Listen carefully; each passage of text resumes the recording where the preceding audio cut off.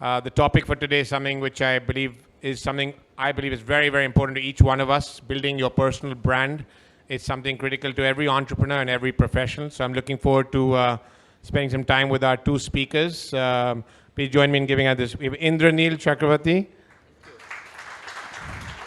And we have Tanvi Bhatt. We want to create this community here so more and more people can learn, grow, and network together. So thank you once again. I'll get started with the evening. Thank you. So I'm going to be sharing some questions, but I'm going to also invite each of you to ask questions during the course of the time we have with both our speakers. So feel free to make a note of the questions you'd like to ask. Our goal is to learn from our two speakers. Obviously, they both got their own journeys to share. We learn from them, and if there triggers any questions in your mind that can add value to your personal and professional life, then please do join us when we open it up to the audience as well. Thank you. Welcome, Tanvi. Welcome, Indranil. Our pleasure. The mic is there. It's on, so feel free to interchange. Yeah. I think, as we say, ladies first. So if I start with yourself, Tanvi. Please introduce yourself and a little bit about your journey in the space of personal branding and what led you into this profession. If you could share that with our audience for today, please. So honestly, I'm an accidental entrepreneur. I studied to be a scientist. I did my BTech in bioinformatics. And I was all set on going abroad and finishing my master's and PhD and probably hold up in some comp lab somewhere in the world and perform research for the rest of my life. But obviously, destiny didn't have it that way. I realized after my BTech that I don't want to do that for the rest of my life. I don't want to be holed up in a comp lab somewhere just coding away. And secondly, I was terrible at coding, right? And that's when I kind of stumbled upon the whole concept of personality development, corporate grooming, etiquette, public speaking. I learned the tricks of trade from the best in the business known as Sabira Merchant. How many of you know Sabira Merchant? Brilliant, everyone does. And I love the transformation it brought into me as a person. And this was when I was fresh out of my grad school. And I'm like, okay, this is amazing. I love doing this. And the change and transformation it brought into me as a person, people started noticing that, loving that, and coming to me saying, why don't you teach us? Why don't you help us? So honestly, my journey as a freelance entrepreneur back then began like this. And while I did that for a period of a year and a half, too, I realized I'm enjoying this, I'm good at it, and it really made me very happy to leave a little bit of myself and the other person and helping him transcend whatever boundaries, limitations he or she had in her life. I'm like, okay, I could do this in the foreseeable future as an opportunity for me. MBA happened, fell in love with branding and realized I would love to get into the brand management space as well. And there I was at crossroads. I'm like, what do I do? I'm already doing some amazing work in the people development business, and how do I get into branding? It was like really a conundrum for me back then because I was just fresh out of B school and I had no idea. So I was looking for mentors, to help me kind of align my thoughts and understand how do I either merge these two things or is there any third way out? And that's when I realized that this whole industry of people brand management that was thriving in the West. And this was as recent as 2011. And when I looked around for mentors in India who could possibly help me understand what it goes into the philosophy of personal branding, how do you offer it as a service, product, program, coaching, training, I realized there's nobody doing anything remotely similar in India. And I'm like, shocking. Again, back to square one. What do I do next, right? Because here I was getting excited about something and wanting to embark upon that as a career.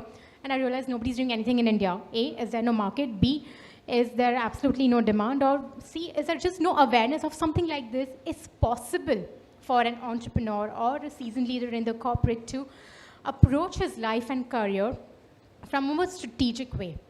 So I did more research and stumbled upon this organization called REACH based in New York, which is the only and the global leader in the field of personal branding. So the founder of REACH is known as William Arruda. How many of you are aware of him? Nobody? He's known as the pioneer of personal branding in the world. So what he did was something very smart and brilliant. He created a whole curriculum and course based on the concept of personal branding. He's been a branding maverick in life, okay? And he would license it out to aspiring coaches and strategists like me.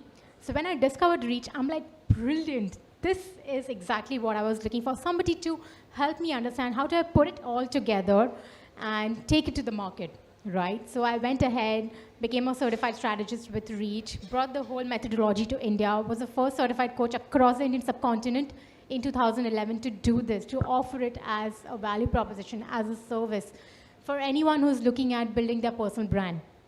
And that's honestly how I got into this whole industry of being a sort of pioneer or a spokesperson and helping people understand to begin with what personal branding also means. Because when I started talking about it in 2011, people were like, what does that even mean? We've never heard of anything like personal branding. Whom is it for? How does it help? Why should we do it? So the last 7+ years honestly have been very exciting because I got to do the kind of work that nobody had ever done before. I got to really champion an whole industry and work with some of the best leaders, best brands, Fortune 500 companies, and hopefully in that journey transform all those lives that I touched as well. So that's a little bit of context and background of how I came here. Thank you, Tanvi, for sharing. Thank you. I say Icy because I know you well enough that your friends and those who get to know you, your nickname is Icy. But so tell us your journey, into storytelling. How did it start, and where are you today in your journey? So my question is, since all of you are getting a copy of the book, that's the first chapter. Do you want me to repeat it now? We want you to inspire them to read it in the first place. Okay. So, interestingly, there's something I resonated with. I am also, at some point, I'm a computer science engineer. Yeah. The only difference is I loved coding, but I didn't understand how I would sit behind a computer for so long. I come from a very small town in the northeast called Shillong. I didn't even know something called an MBA existed till my second year of engineering. And so then marketing happened, and I spent 21 years in corporates. My last role was as a chief marketing officer of a company called Mahindra Holidays, Club Mahindra. Yeah. And we had just created a new vision for the company. And the vision, or we called it a credo, was making every moment magical. Yeah. And we wanted to put some guidelines for behavior for people to say that, how would every employee in the company deliver these magical moments? And we came up with things like no room for ordinary. Why? Because ordinary can't be magical, right? Or experience is everything. Why? Because half the company were tapping people like you and me in the mall and the petrol pump saying 5-star holiday, right? You've met them, right? So what the hell is a 5-star holiday? I mean, technically we were not even 5-star. So I kept telling them, experience is what you need to sell. And then, of course, the resort managers, they're all ex-Taj and Oberoi, and I went and told them, we need to deliver a magical experience for our members. They said, sure, we know how to do that. Give us more inches of TV, more inches of mattress.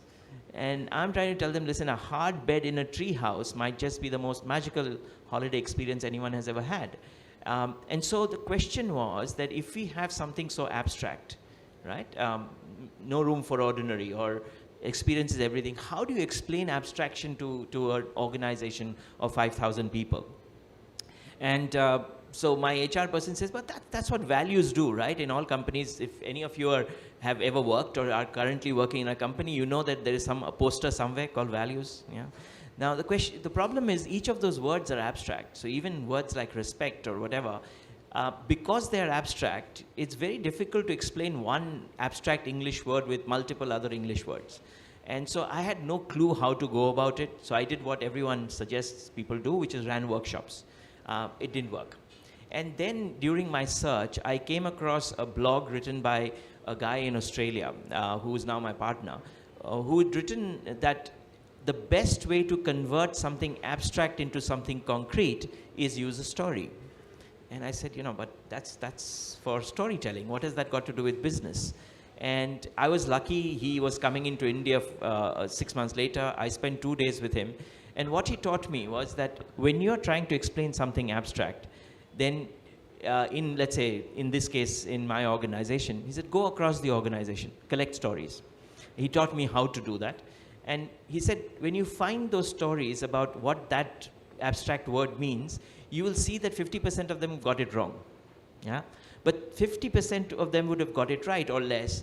Now collect those correct stories and teach your leaders to be storytellers and let them tell those stories. So armed with that, I came back.